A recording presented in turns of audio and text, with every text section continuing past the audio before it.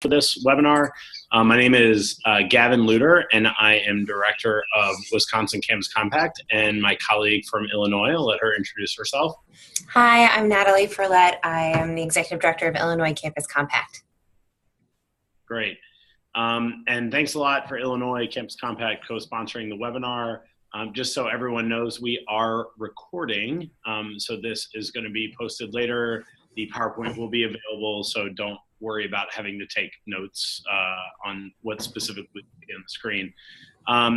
Yeah, Natalie, do you want to tell us anything about Zoom or anything there? I'll frame a little bit. But. Yeah, so just so folks know, I am muting everyone as they come in. If you have a question, feel free to unmute yourself, but also there is a little chat box that you can pull up that will give you the opportunity to ask questions. So I'll let the presenters kind of give you what their preference is, whether they'd like you to ask during the presentation or to wait, but the chat box is probably your best option. Yeah, and hopefully everyone just saw that I typed in the chat box, so it should kind of show up as a kind of an orange pulsing thing at the bottom, just so you get a sense of where the chat box is. So I don't want to take too much time to frame, but essentially just saying that I've been talking with several of my campuses in the state of Wisconsin about how they're dealing with hunger on campus, and several campuses, nearly all of my member campuses, do have food pantries on campus, and a couple of them have kind of run into some issues and challenges in terms of feeling like they're competing with local food pantries. And so this got me kind of started on thinking about what we might be able to do to help campuses support their work. So I came in contact with Bard Meyer from the Hunger Task Force in Milwaukee here in Wisconsin, and he started telling me a lot about some good collaborations that are happening. So I thought, you know what, let's just pull some people together and talk about what they are doing to best work with their food pantries, their local food pantries. So that kind of explains a little bit about how we got here. Bard is going to kick us off for Hunger Task Force, but I just wanted to say thanks a lot to Shelley and Carrie from Western Technical College and Hunger Task Force of La Crosse, Dana from UW Green Bay, and Hal from Western Illinois University Quad Cities for participating. And with that, Natalie, I'm going to ask that you go to the next slide. This is what we plan on doing. Apparently there are some nuances here between food pantries and food banks that I wasn't particularly aware of. So Bard's going to give us kind of the overview of what their shop does and frame a little bit so we can move into the 3 case studies. And then Dana from UW Green Bay is going to talk about some overcoming some barriers on campus. And then we'll try to leave a good 15 minutes for people to ask questions. And we'll talk through some answers. So with that, we'll go to the next slide and turn it over to Bard. Thanks for being here. All right. Oh, sorry. You can go to the next slide. This is just kind of a framing of our work here. But yes. Hi, everybody. Thanks, Gavin. Thanks for inviting me. So my name is Bard. I am, my role at Hunger Task Force here in Milwaukee is educator.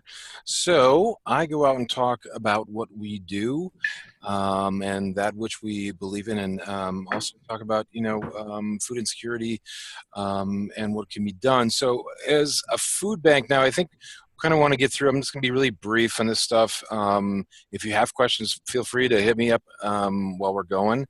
But talk a little bit, so we are an anti-hunger organization. One part is the food bank and a network of pantries that we service, one of which is Milwaukee Area Technical College here in Milwaukee. So M8, the technical college, we actually do operate the food pantry there. That was over the last 6 months. And so we actually have a staff person there, and then we also offer services there where you can get signed up for food stamps, which in Wisconsin is food share. So that is another proponent of what we do as well in ending hunger is advocating for the federal nutrition programs. So I think what you find out, like oftentimes now with a food bank versus a food pantry, now here's the thing, the big overriding thing too, I should go back, with what we do is we don't charge for anything we do. Now that is the anomaly around the country for the most part. Most food banks do charge. We do not. And so as a food bank, so that is, as a food bank, so we are supplying folks in our network. That's, food pantries, soup kitchens, as MATC colleges. And then when you've got a food pantry, now, so the food pantry, I believe in smaller towns such as Utah is in Green Bay, Paul's Pantry, which you guys are going to hear about, actually operates as both, not only doing direct service with the community members, but also they providing food as well. So they're acting kind of in both ways, whereas a food bank doesn't necessarily do a lot of direct service. If that makes any sense. We refer people to food pantries. They are more better set up to handle the community members. That's why they are there. So that gives you an idea of like the differences. I think that like as far as like what is out there for college campuses, if you have a pantry in a college campus, I believe that like for Wisconsin, there's actually we operate a thing called the Hunger Relief Federation, which is a place where you can sell, kind of share resources. As nationwide, I've found a lot of people, the College Food Bank Alliance, a lot of people belong to that. I believe that's a great place to kind of share information as well, best practices and whatnot. So that being said, I don't want to take up too much more time. I'd like to go into, there's some great stories talking about what's going to come up next. So I think Dana's up next. It's actually oh no, sorry, it's actually Carrie. Okay, Carrie and Shelley, take it away. Awesome. Well, we are going to tell you a little bit more about how our food pantry at Western Technical College in La Crosse, Wisconsin got started. And it was about 4 years ago that a student at Western had done a survey through a class project, and she had identified the need in our campus community for a college food pantry. And so once she found me, we were able to kind of work through the process that needed to happen to make this possible on our campus. And Linda, the student, was able to identify that the Hunger Task Force existed in our community and that they would be able to help us as well. And so we had a conversation with Shelley, and Shelley told us about how different food pantries functioned and how we might be able to make that happen on our campus. And so that was my first understanding that there was different ways to run a food pantry, and that the process that clients could receive food could be different. And so I'm gonna turn it over to Shelley. If you don't mind, could you talk about the partner agreement and that process here? My dog is kind of acting up, so let me put him in the basement while you cover that information. Okay, well, good to be here. Again, this is Shelley with Hunger Task Force in La Crosse. We are very much like Hunger Task Force Milwaukee, obviously, besides the size, but in that we're a food bank. We do not deal with individuals directly from the food bank, but yet we supply food pantries, meal sites, and youth programs. We also have a community garden that spans 2 city blocks, and that is really our most visible program. So I think that WTC and Western and all of the other colleges in our area kind of first came to us through the community gardening, doing various volunteer work or presentations and things, student projects. And so when Linda, the student, came to talk with us on how Western could set up a food pantry, it was really a good conversation to have because we had kind of dealt with some schools more on the elementary, middle school, high school level, but knowing that college students are probably in the low income level because school is their job for the most part sometimes. So in order to partner then with Carrie and Western, we got a really good conversation going about how different pantries work, like she said, and how to collect service statistics and things like that. Because as a food bank, we're needing to, obviously be answering to our donors as such. Who are you serving? How are you serving them? How are you trying to make a difference with regard to eliminating hunger? We did develop a contract agreement with the programs that we work with. We developed that contract agreement both using the TFAP, the Government Emergency Food Program, with Hunger Task Force Milwaukee's model of their contract with their agencies. And in this contract, it's basically saying that Hunger Task Force will give food resources to Western. Again, we are free and of charge, unlike a lot of the national food banks. We took that model from Milwaukee as well. And so this contract is basically made up of what is expected from the recipient program, which is what we call our partners, and that would be Western. So keeping accurate statistics of who you're serving, making sure that your food is certainly handled safely from both here to the pantry itself. And how better can we serve those clients? Do we just have food in a pantry that they can just come and take? Do we get to know our clients? Are we giving them other resources? Sorry, that was kind of a long talk for a small contract. But there have to be some accountabilities here, both with the pantries and recipient programs that we deal with, and then to us, so that we can, confidently say that we're taking food, giving the food to people in need, and hopefully their lives are improving because of it. Yeah. Yeah. And for us, it was a no-brainer. We had to partner with the Hunger Task Force, because without that partnership, it was going to make getting the food and keeping our shelves stocked on a regular basis really challenging. And then they're also somebody that we can go to when we have questions. And so as we have evolved our pantry over time, we have definitely sat down with Shelley and the Hunger Task Force to kind of explore how could we best create this program. So we now offer a holiday meal package program in December, and Shelley and her staff help us a great deal in organizing the food and getting it ready so that so all the items that we want to put in our package are already identified, and we just have to pick them up and then do our packaging on campus. We've also evolved into having weekly bread delivered. So the Hunger Task Force comes directly to our campus and drops off bread, and that way we can hand that out fresh weekly. We've also taken advantage of some of the produce that Shelley has. So not that we can do a lot of perishable food at this point, but we have been able to implement once a month fresh produce days. And so we are able to go to the Hunger Task Force, and we can keep in touch with them to know what kind of produce is going to be available to us. So the relationship really has evolved, and without them, we just wouldn't really be able to function. Yeah, and I think it's great as far as the pantry at Western is not, it's really not competing with other pantries in the area. They're serving a specific population. They're working with their students.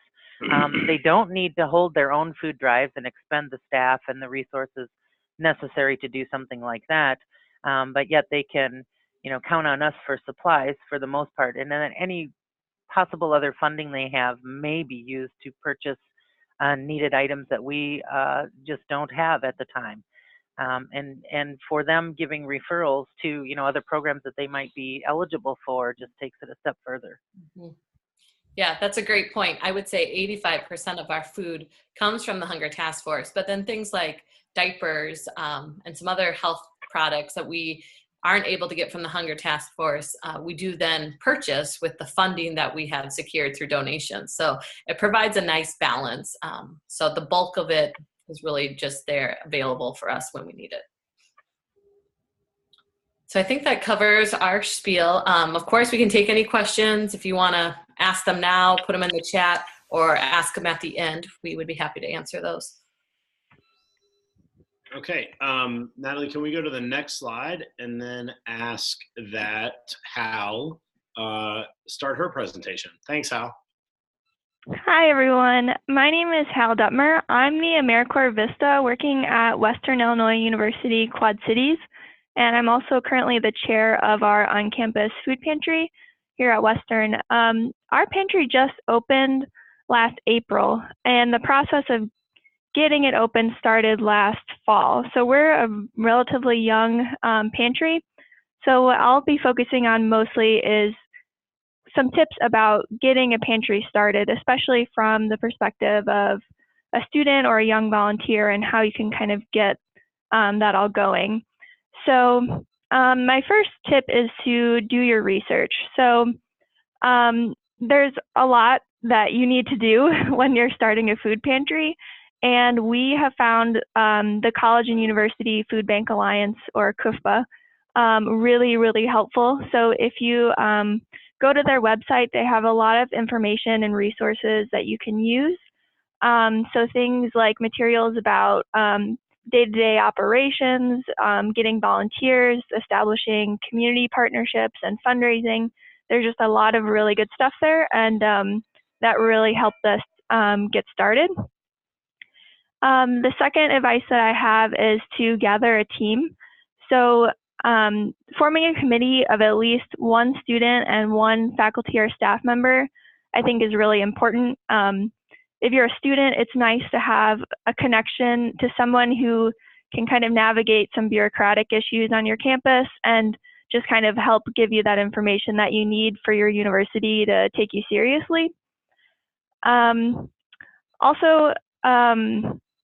So for example, at our pantry, I'm the AmeriCorps Vista, and I work with the Assistant Director of Student Services. So that's how I am connected to the campus. So working through student services might be an option for you. And third, kind of like what's been discussed before, sometimes you need to justify why you need a pantry on your campus. And so having some statistics to really prove the need is really useful. So we spent months really trying to convince our university to allow us to open our pantry. And what was really helpful was doing a survey. And if you go on CUFBA's site, they have some suggestions for questions and advice on how you can administer a food insecurity survey.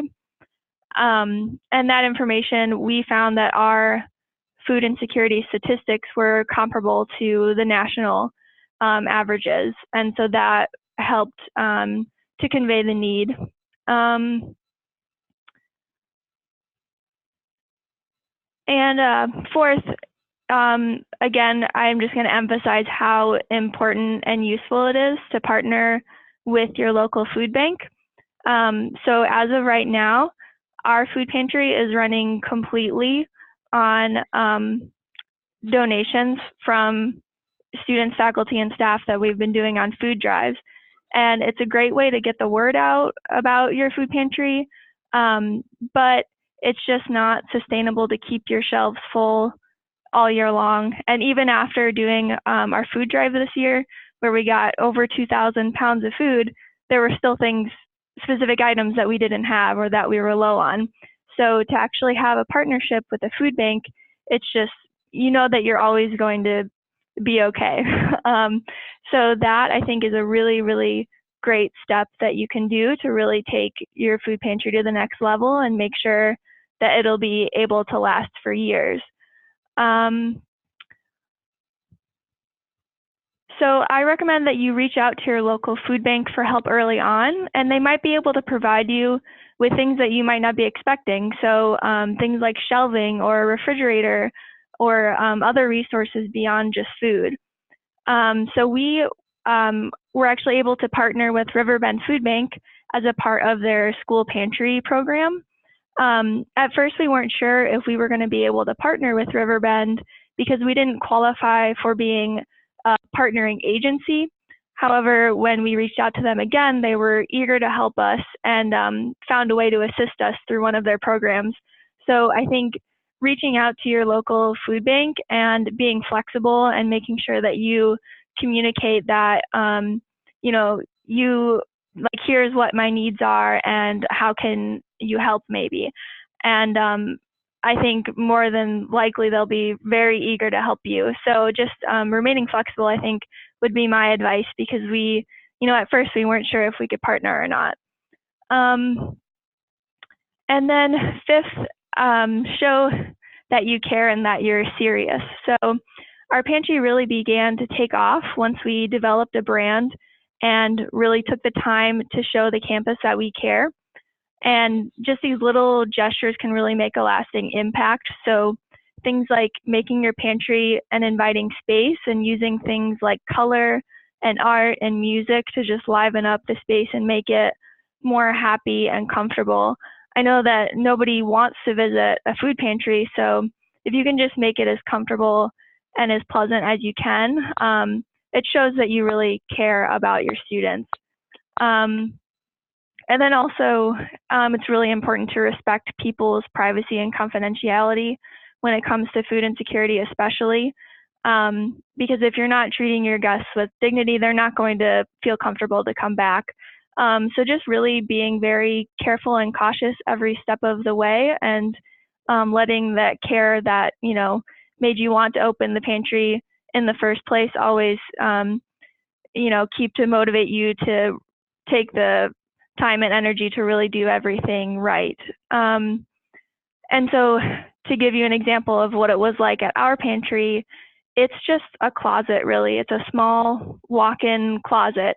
And that's the only space that we had available. But to brighten it up a little bit, we decorated it with some Western spirit, and we got some artwork that was done by one of our students just for us. And we also play music during our open hours. And, we have an official brand name, the Pantry at WIUQC, with a logo, and we have a website and a Facebook and brochures. So just having it be professional, putting the time and effort into having it look nice and be inviting, those little things I think can really add up to having a successful pantry. And then finally, just to spread the word. So it's important to get student support and make sure that students actually know about your pantry. So marketing is really important, because the students that need to use your services, they need to know that you're there, but also students are a great resource to tap into for volunteers. So the more that you can spread the word, the better. So, going to talk to classrooms and having open house events and things like that. And, just in general, always being open to making your food pantry better and thinking of ways that you can serve your population better. So these have just been a few tips based on what's worked well on our campus with our kind of, relatively young food pantry. But what I take to be most important is to work as a team and as a community, and to make sure that the genuine care that you feel towards helping students is conveyed every step of the way. All right, thank you. Thanks a lot, Hal. I appreciate it. And next, I think we're going to turn to Dana at UW Green Bay.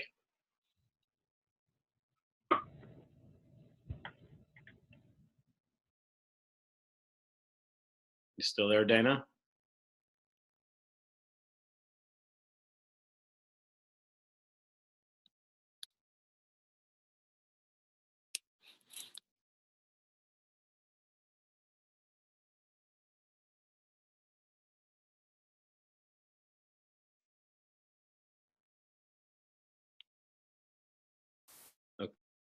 Okay. Am I the only one who can't hear Dana, or no? No, she's not speaking currently. It's a he. Oh, I apologize. No, it's okay. All right, let me see.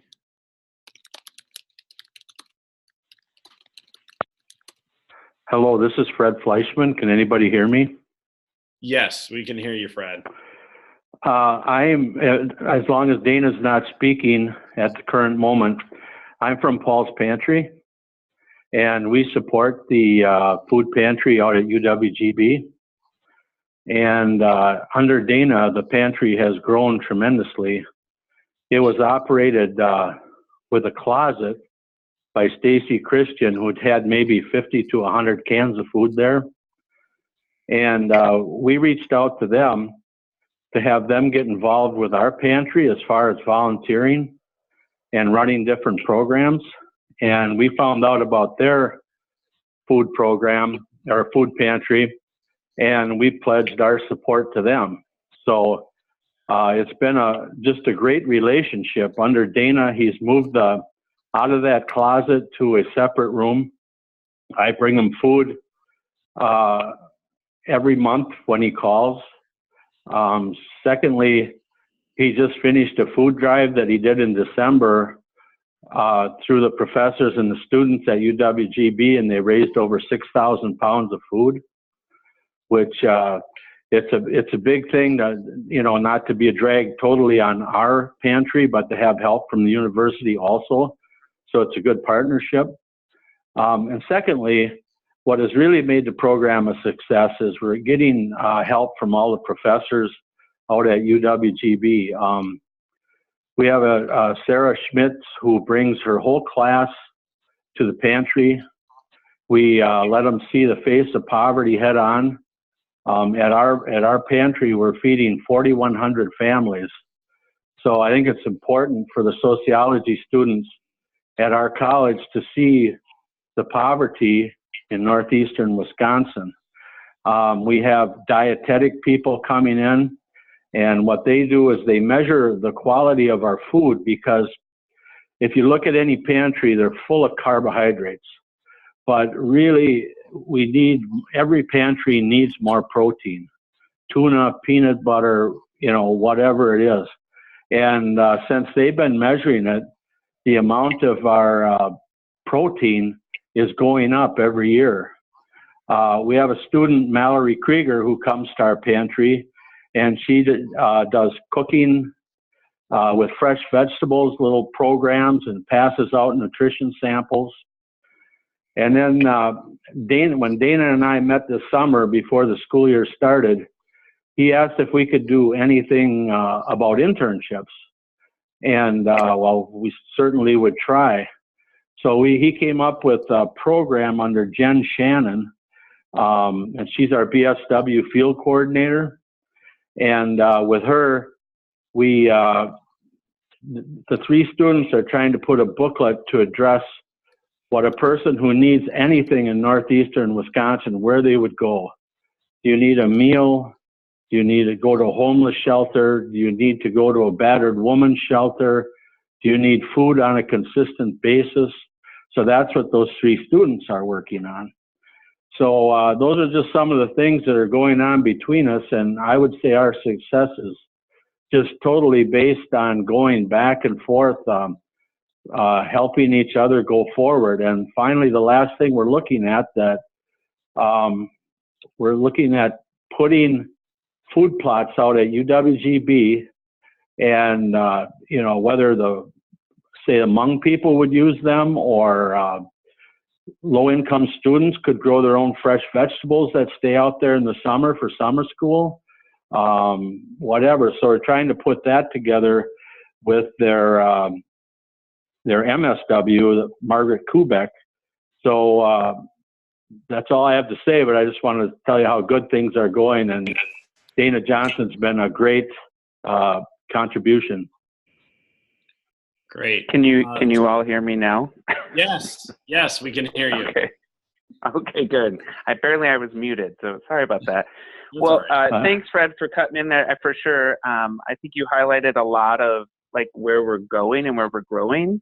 And I'll just go back to something Hal said a lot of amazing things in her little presentation. So very well spoken. But what was amazing about it is that all of those same things, I think, follow into even different things that I'll talk about, challenges that we've had, and just having Hal kind of describe some of that is going to put a lot of people starting up a new pantry kind of a foot forward. So I'll just explain a little bit about how we were organized. So we're a little different. We are a campus student organization. So we're funded a little through SUFAC dollars, which is great. So we have some money to help pay for actual items that we have gaps. And then we, as Fred was discussing, we contact Paul's Pantry to help fulfill some of the other areas that we might be missing. And again, we often do food drives as well and things. But we started off in a very small pantry area, kind of like a walk-in closet, and then eventually I came aboard as the advisor for the student org and began meeting with the students, and we started asking some bigger questions, such as how do we get other people engaged in our campus to raise awareness about our campus cupboard. And what we found is that if you just ask, you'll be told yes or no, but if you don't ask, then you will never be told yes.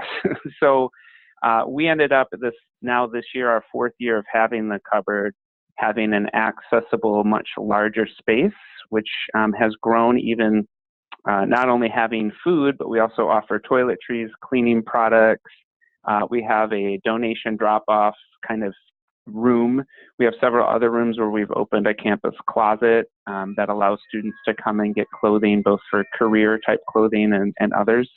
And then the biggest change this year, again, Hal was kind of describing it with confidentiality, was we reached out to our university staff and we said, we think that it would be great to have access without staff, so you can get rid of that stigma. So we were able to get an electronic card reader, and students are able to swipe their campus IDs and enter the pantry during normal building hours and take whatever they need from the pantry and then leave as they need to. And that way there's, again, no stigma, there's confidentiality in that.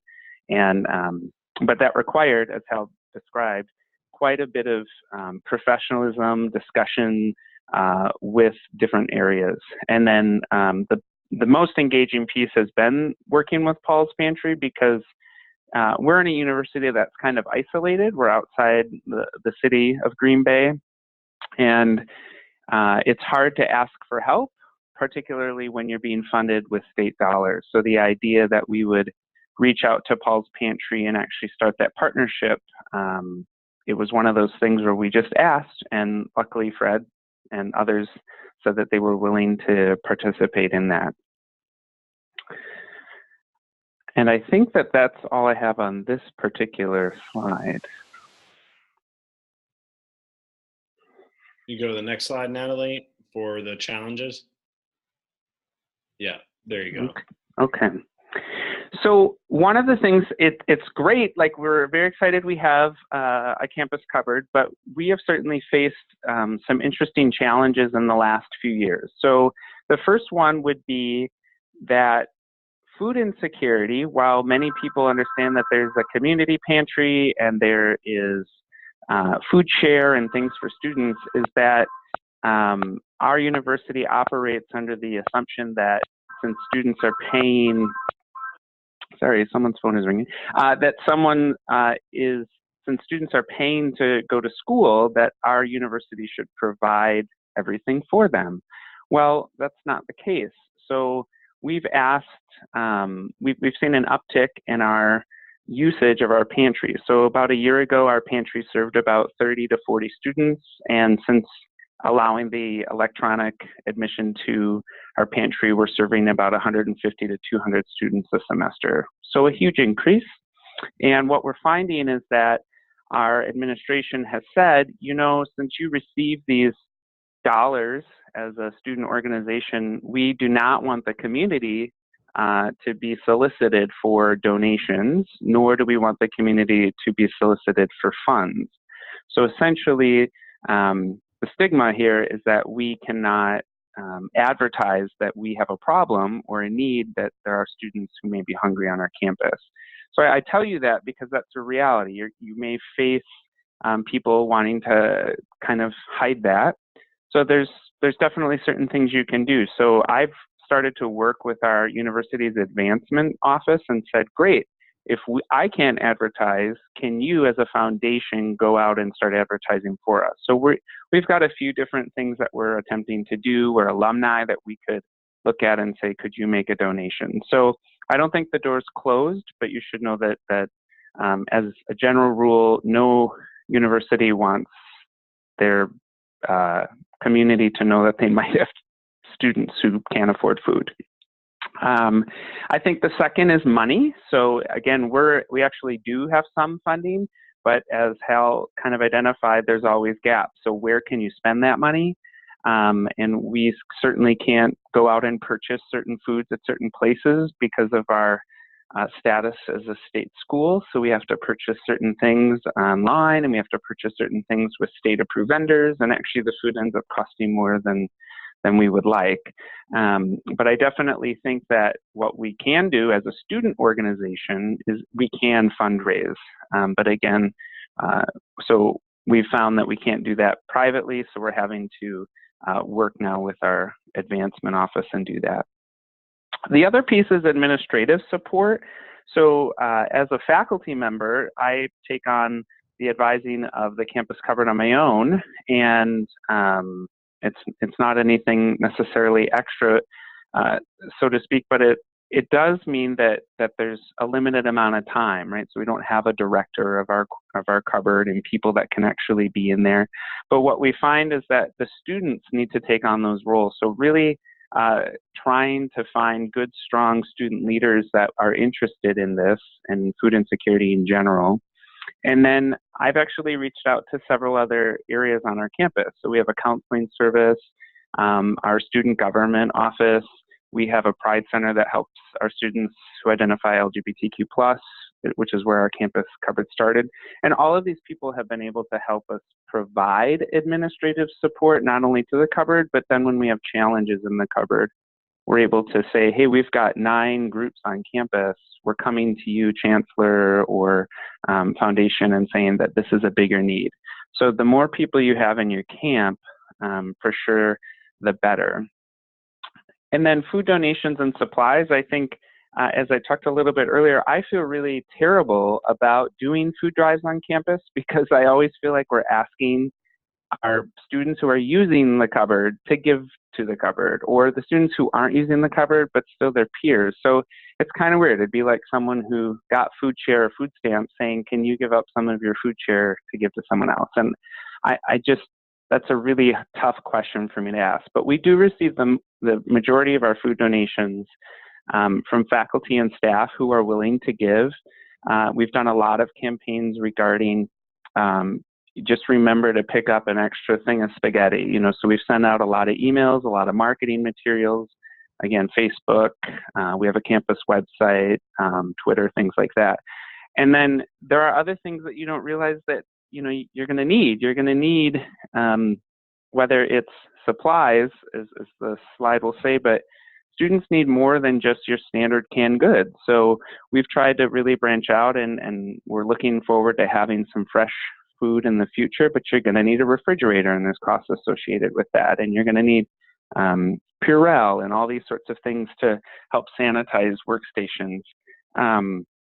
But I think our number one lifesaver, as Fred identified, has been Paul's Pantry and really helping with securing those donations. And then we often put in our school electronic newsletter kind of immediate concerns, like we really need peanut butter this week or what have you, and that really brings in a funnel of what we need at that moment.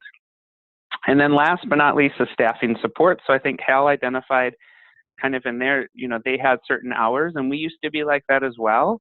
And I found that we needed to solve that problem because students, many of them have 2-3 jobs.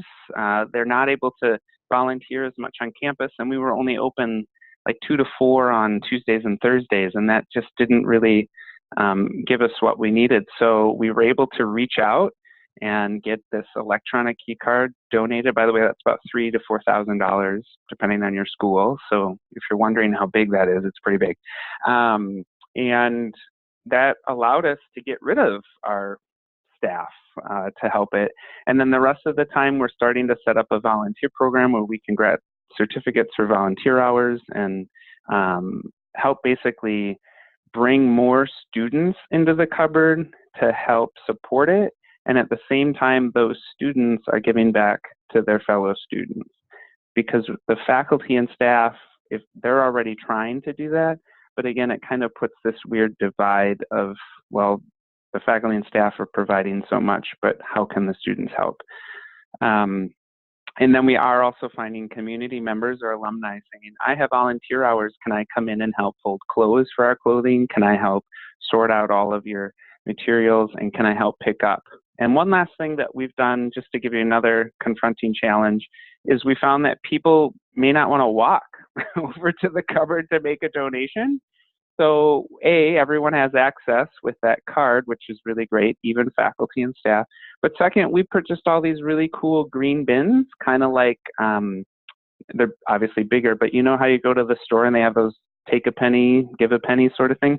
We thought the same thing. We'll put out all these small green bins in every office on campus and the bookstore, what have you, and people can just donate to the bins, and when they're full, we know that someone will email or call us and let us know to pick up that bin, as well as we said to students, staff and faculty, just take something. If you want, the stovetop stuffing from the bin, just take it. It's yours. Take a penny, leave a penny sort of thing. So that's all that I have on my confronting challenges at this point, and I'd be happy to answer any other questions or challenges people have. Turn it over to you, Gavin. All right. Thanks a lot, Dana. I really appreciate everybody doing their presentations. We have just a little over 15 minutes for questions and answers. I saw one early on in the conversation about trying to find out who you can partner with in your own state, because they're in Massachusetts. We can definitely connect with our Massachusetts Campus Compact or Southern New England colleagues to find out, but I don't know if there is any collective wisdom on the phone from Massachusetts about places where they can go to find out where to partner in their own state as far as food pantries. Anybody have an idea? I'm on from Massachusetts. Can you hear me? Yeah, gotcha. Hi. Yeah, I did see that question from someone, so I'll make sure to connect with them and email them after the presentation. Great, thank you so much. I also saw any idea? Oh, sorry. I'm also about to hand out a food insecurity survey on campus. Any ideas about what they can do with the results or the data? Does anybody want to answer about that?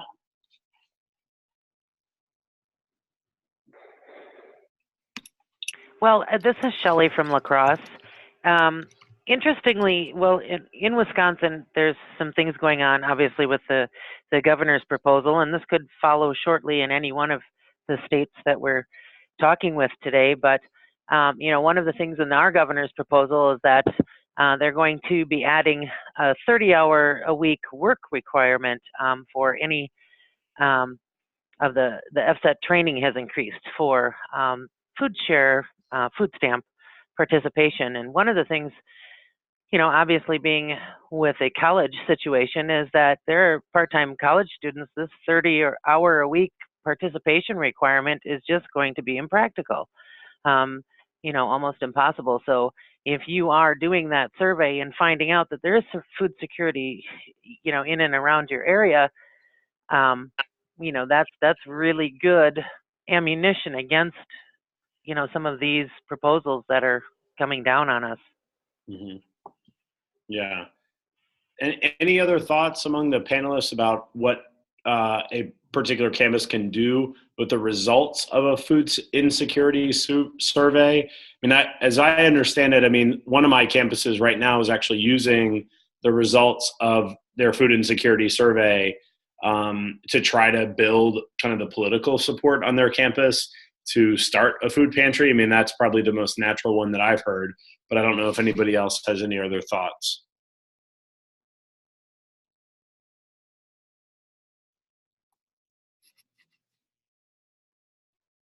Okay, maybe not. I wanted to call out Bard, though, on that one. Are you there, Bard? Yeah, hang on. Say that again. Sorry, I was keeping up on the chat line thing here. Yeah, this person is about to do a food insecurity survey on campus. Any idea about what to do with the results or the data from that? I was just thinking that, you could kind of build the political support on your campus to maybe start a conversation with your local food pantry. Any other ideas? I think so. Yeah, I think so. I think that would be a great way to start. I think, Shelley mentioned about, the one thing to realize for those that do have, pantries, that because of different legislation that could go through, you will see an uptick in this stuff, and I think you will see an uptick in need as well. So that would be my advice too, is to actually have those conversations with people, the administration, about how can we help these students. And so if you don't have one, possibly start one. Start talking about the federal nutrition program options as well. So that'd be my advice. Yeah. Great.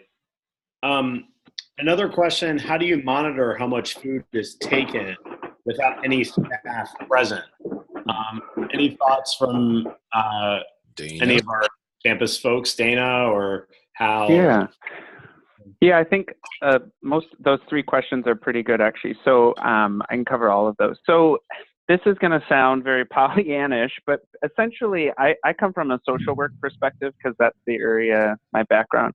And I said if students are hungry, they should get the food that they need.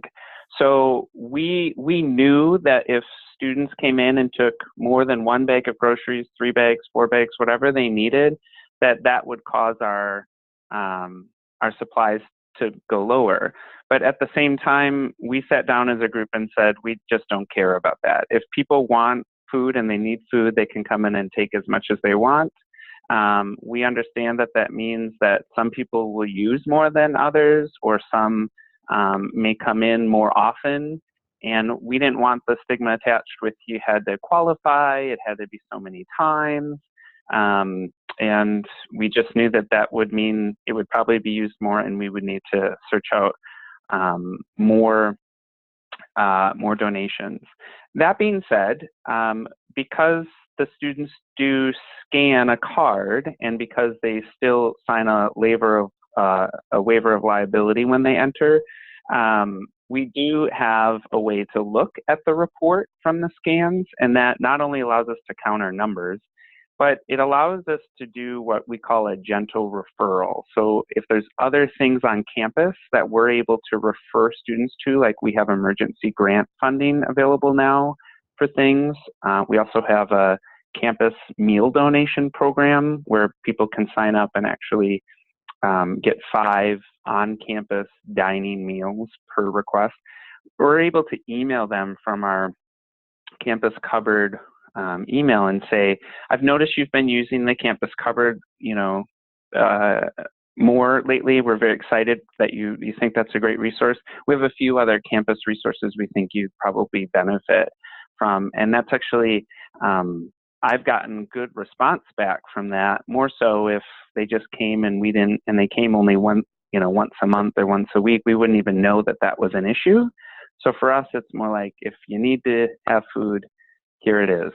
And we don't, I'll answer the other question from our perspective. We don't actually have emergency food found elsewhere, except for the fact that the pantry is open from 6 in the morning till 11 at night, 7 days a week, except during holidays.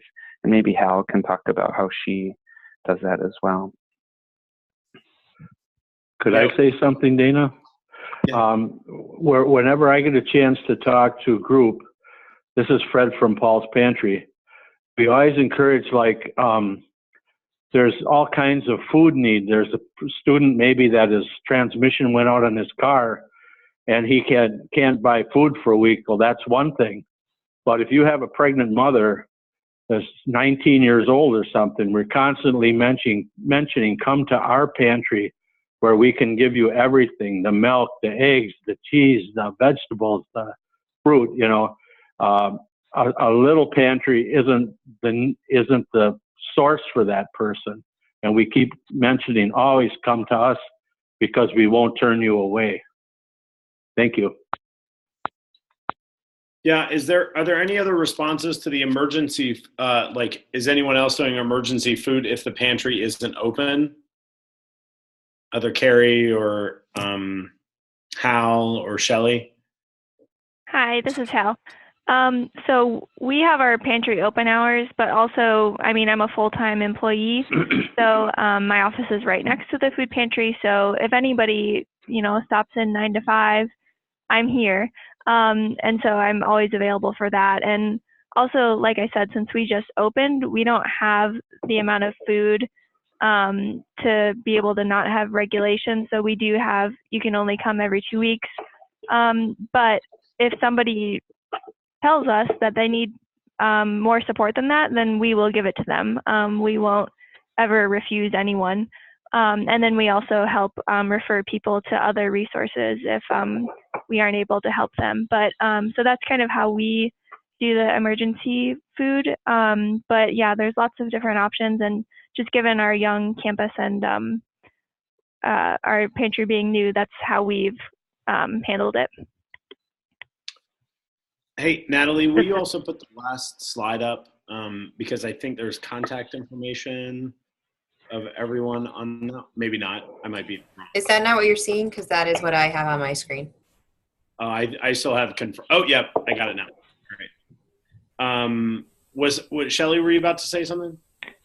I was, yeah. And I don't know if Carrie's still on the conversation, and maybe she can help out as well. But, you know, Dana, I've also been told, I don't think it was in a very nice way, but I've been told something I'm very proud of. I also have a social work mentality, whatever that is. So I obviously think, you know, when we were talking with our organizations about, and we're currently serving 97 programs, which is an awful lot. So, you know, my question was, how do we distribute food to all of you when your numbers keep going up and up and up? And are we worried about duplication and all of that? And my agency rep said, you know, if they're hungry, feed them. And I wanted to applaud that. But yet we also need to have kind of a handle on, you know, who is coming to us, how often, and why. And I know that we're dealing with a university in our area as well who has the same swipe system. And there tends to be, you know, it's almost looking as if they're coming in for just a snack. They've swiped, you know, more than 2-3 times, even in a day's time. And so that just kind of alerts me to there may be some more issues here that are underlying than just needing the food, which is why, you know, referrals to other campus supports are great, but there may be other community supports, even government funded things that some of these kids are, or, you know, students, both kids and adults, are eligible for. And we need to get to the bottom of why our clients come to us as well. It's as big of a help pointing them in the right direction as it is to give them food. Just my 2 cents. Yeah, I would add that having open hours and having our office associated with our food pantry. So I'm Carrie, and I work as the community engagement coordinator. And so we, across the 4 years, our food pantry has been located in different places on campus, but we finally have gotten it to be really close to our office. And so students are able to pop into our office when our cupboard isn't open and ask to be served. And that has worked really well. So we haven't really had an issue of having to turn away many students where we can't help them. Usually someone's always available when they need it. And then that way we can funnel the majority of people through our office hours. And then we are able to track and really track by household size. So I think there was another question about tracking numbers. And as a technical college, we think most of our clients have families or have people that they're supporting. And so we have found that in our tracking, and as we have them go through the pantry based on their household size, it really gives us a bigger picture of who we are serving. And so we might see one student walk through, but we know that we're serving 5 people of that family. And so that's really important information, I think, for us to collect and be able to tell the full story to the college and our donors that are supporting our pantry. We did have one other question. It says, when partnering with a local food bank or pantry, what information should you collect from students to give back to the partnering organization? Frank or Shelley, do you want to try to take a crack at that?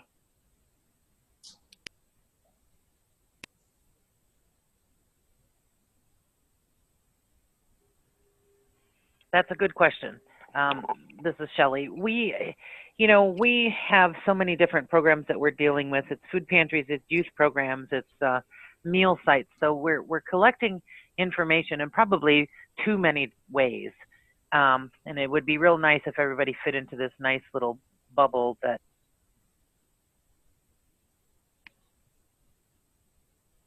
share this information. So it's a tough question, and it really depends on, what the food bank is asking from you.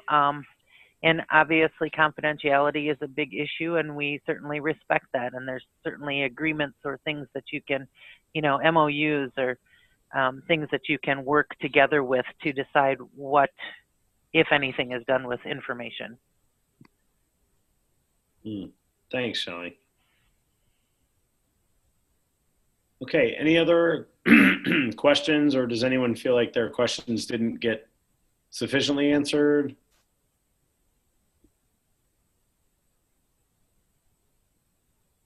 Okay, well, all the contact information of everyone is listed on the slide. Like I said, we're going to be sending out the slide presentation and posting this online.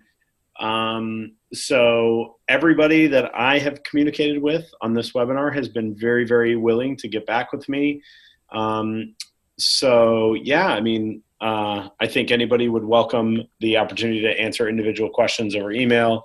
And with that, I mean, I seeing no other questions. We will go ahead and end and just say a special thanks to all of our panelists, and especially to Illinois Campus Compact for hosting this and being there for the technology and for posting this later on. So thanks a lot, everyone. Really appreciate it, and I hope you have a great rest of your week.